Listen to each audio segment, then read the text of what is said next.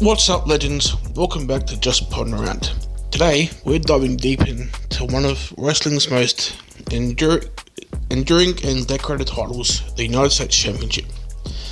Now, this ain't just some mid-card belt that gets tossed around like a hot tag. Nah, this title has survived promotions collapsing, brand splits, and even a few creative decisions that made fans go, wait, what? Why? So, grab a drink, sit back, and let's roll through nearly 50 years of stars, stripes, and suplexes. Our story starts back in 1975, when Jim Crockett Promotions, that's the Mid-Atlantic territory, decided they needed a new prize for the top wrestlers to chase. On January 1st, 1975, the NWA United States Heavyweight Championship was born, with Harley Race becoming the inaugural champion after beating Johnny Weaver. This was during wrestling's territorial days, when the NWA World title was the top of the mountain, and the US title was like the best of the rest belt. The one that told fans, this guy's next in line. Throughout the 70s and early 80s, the belt passed through the hands of absolute workhorses. Greg Valentine, Roddy Piper, Ricky Steamboat, and Wahoo McDaniel. It wasn't just about who could talk on the mic. He had to bleed for that belt, and a few did, literally. Let's talk 1983, Starrcade. Roddy Piper versus Greg Valentine, the legendary dog collar match. No flashy gear, no fancy pyro, just two men chained together, beating each other senseless. Piper left with a busted eardrum, Valentine left with a win, and the fans left with a memory burned into wrestling history.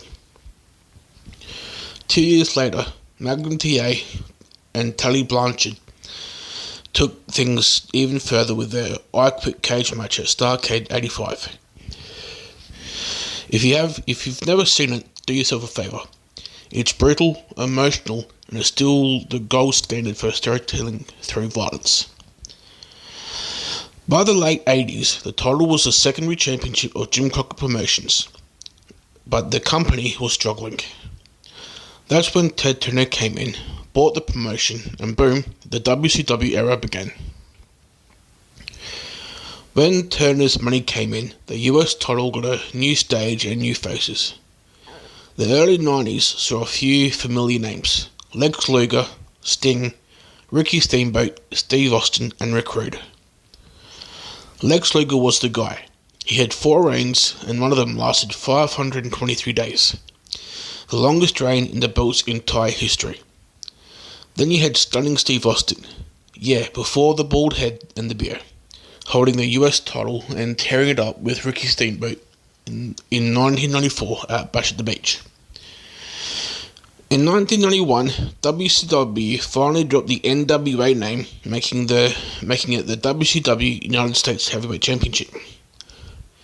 That same year, Nikita Koloff smashed the old belt on TV, literally destroyed it, and they introduced a new design. You gotta love wrestling logic. Destroy one title, make another, and no one bats an eye. Though through the late 90s, guys like Eddie Guerrero, Dean Malenko, Chris Benoit, Booker T, and Jeff Jarrett kept the US title relevant, even while NWO Chaos took over. Then came 2001, the invasion angle. At Survivor Series 2001, Edge defeated Test to unify the WCW US title with the WWF Intercontinental title. And just like that, poof, the United States Championship was gone. Or so we thought. Fast forward to 2003. WWE had bought WCW, split their roster between Raw and SmackDown, and they were looking for another mid-card title for the Blue Brand.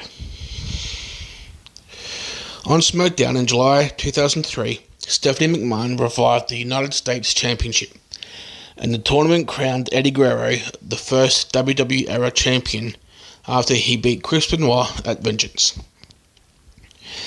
Eddie's charisma and in-ring fire gave that title instant credibility again, Latino heat lit the spark. And from there, the belt became a launch pad for future main eventers. John Cena made it his thing in 2004. Remember that spinner belt? That's peak ruthless aggression nostalgia right there. He defended it in open challenges, and honestly, those matches helped make him the guy he became. The Miz and Daniel Bryan had a heated feud over in 2010, a little student versus arrogant mentor dynamic. Then Dean Ambrose came along with a 351-day reign, the longest in WWE's version of the title. Even Seth Rollins held it simultaneously with the WWE Championship after beating Cena at SummerSlam 2015. And since then, it's been through everyone: AJ Styles, Rusev, Shinsuke Nakamura, Rey Mysterio, Austin Theory, and even Logan Paul, before going on to the current champion, Ilya Dragunov. The US title's been passed around more than a house party auxiliary cord. It's gone from SmackDown to ECW to Raw, back to SmackDown, and now it's once again exclusive to SmackDown as of 2023. Design-wise, it's seen some serious glow-up.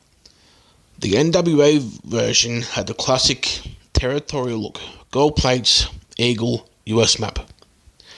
WCW's 1991 redesign looked sharp and serious, a belt you could see in a Rocky montage. WWE's 2003 design stuck around for 17 years.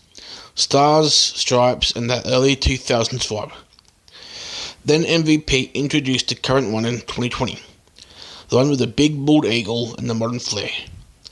It's polarizing, but honestly, it's grown on me. When you look back, this title has done exactly what it was meant to. It made stars. From Harley Race to Ricky Steamboat, from Lex Luger to John Cena, and now guys like Ilya Dragunov carrying that legacy forward.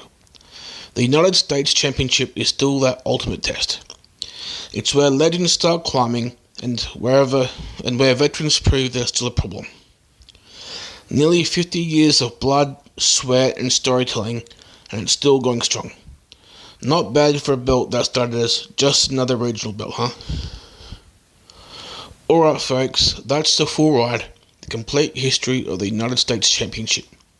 If you learned anything new, or just got hit with some wrestling nostalgia, hit that follow button, share it around.